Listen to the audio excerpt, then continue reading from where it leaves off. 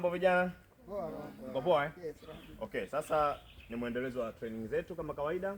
Leo tunataka tuongelee jambo moja muhimu sana ambalo watu wengi tunalifanya kwa mazoea. Sawa sawa? Tunaita defrosting. Defrosting. Kwa Kiswahili, kutoa chakula au kitu kutoka kwenye barafu kwenda kwenye hali ya kutokuwa na barafu. Defrosting. Yaani kabla ya kupika kitu lazima kisiwe kama kimeganda, kina barafu, basi unakitoa barafu alafu ndio unafanya nini, marination yako, unapika. Sawa sawa? Una system moja ya kuzuia njia ya maambukizi ya chakula kupata bakteria ni kufanya defrosting katika utaratibu wake kwa mujibu wa HACCP. Sawa sawa? Sasa defrosting ziko njia zinazokubalika ni mbili tu. Ngapi? Mbili tu. Moja ambayo ndio best kabisa. Lazima udefrost overnight au defrost kwenye nini? Kwenye fridge. Yaani umechukua nyama yako, umeiweka vizuri, umeitia kwenye friji, kesho asubuhi kitoka barafu, itaelekeza jinsi gani ya kutia kwenye friji.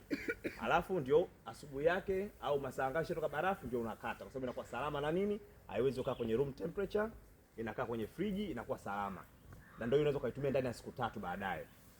Na defrosting ya pili ni ya maji ya kumiminika, ya kutiririka yale, ambao unaweka item yako kama hapa chini, kama hii ni item tufanye imekaa humu, alafu unakwenda kwenye mfereji au bomba, sawa unalifungua kidogo kidogo, unaacha kama hivi, lakini iwe kwenye sink. Maji yanafanya nini? Yanapita kama vile maji ya mtu, anaenda mpaka inapotoka barafu. Hii unaweza ukaitumia kitu chako hicho kama siku 2.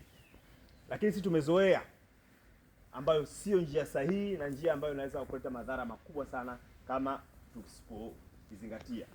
Tunachukua kitu, labda kuku wako, unamtia kwenye bakuli, alafu unajaza maji, unamwacha hapo. Hiyo njia hairuhusiwi, japo tunaitumia kila siku ya Mungu. Sawa sawa? Kwa sababu unapoweka maji yametuama, inakaa pale masaa 2-3, ina maana unatengeneza nani? Bakteria. Kwa sababu chakula kikae kwenye room temperature masaa ngapi? 1.5, si ndio? Dakika 90.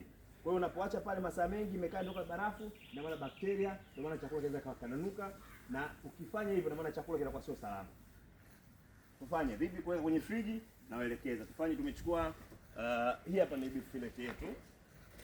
Unaona? Sasa kuonesha brandi, hii ni beef fillet. Kwa hiyo unachokifanya, kwanza kabisa lazima uikate, uitoe kwenye nini? Kwenye mfuko. Sawa Unaitoa kwenye mfuko kwa sababu watu wengi wanafanya defrosting na mfuko. Sababu mfuko ina maana wakati inatoka barafu, ina maana kuna maji ya damu yanakaa hapa, ambayo yanasababisha nini baadaye? Maradhi au damu kufanya nini? Nyama kunuka. Kwa cha msingi unaona umeona hii ina nini? Ina vitobo strainer, sawa bwana. Kwa hiyo lazima nyama yako uiweke katika mazingira kama haya, unaiweka humu hivi, unakisha unatoa mfuko wako. Kwa hiyo inakaa kama hivi, unaelewa Alafu unachukua chombo chini, ili yale damu nini zina penya chini, si ndio bwana?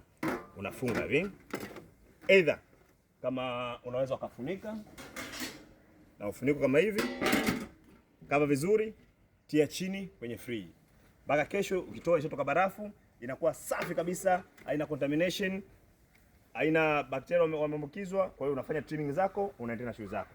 Ama una ufuniko, basi unachukua wrap hii hapa namna hii. Hebu izuie hapo Musa, izuie. Unafunga kama hivi, sawa sawa.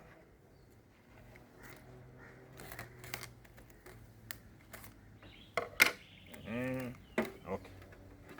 Unachukua kama hivi, unaona iko sealed Akisha hewa haipiti, unatia kwenye friji mpaka itoke barafu, ndio inakuwa salama. Kwa sababu chakula ukifanya hivi unaweza ukatumia ndani ya siku 3. Yaani ukishakata hivi ukaweka kwenye friji vizuri, siku 3 hakina shida yoyote. Lakini ukifanya kwa defrosting tofauti na hapa, ina maana ndani ya siku 1 chakula kifanya nini? Kimeharibika. Kwa hiyo hili ni jambo muhimu sana, naomba mlifuatie. Nimesema defrosting njia ziko za ngapi? 2. Moja ya pili kama hivyo hapo unatia kwenye friji. Tunaita chilling defrosting.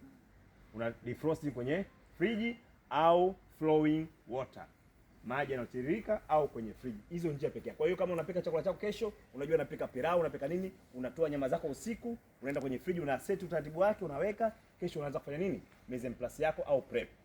Sawa sawa? Sio tu na leo unaleka kwenye maji, unahangaika chakula kwanza kinakuwa kina test kwa sababu nyama bado inakuwa iko kavu. Masa, sawa sawa? Tumeelewana eh? Asanteni sana. Mbona mpige makofi? Shamaliza somo. Kameraman tuambie turudie.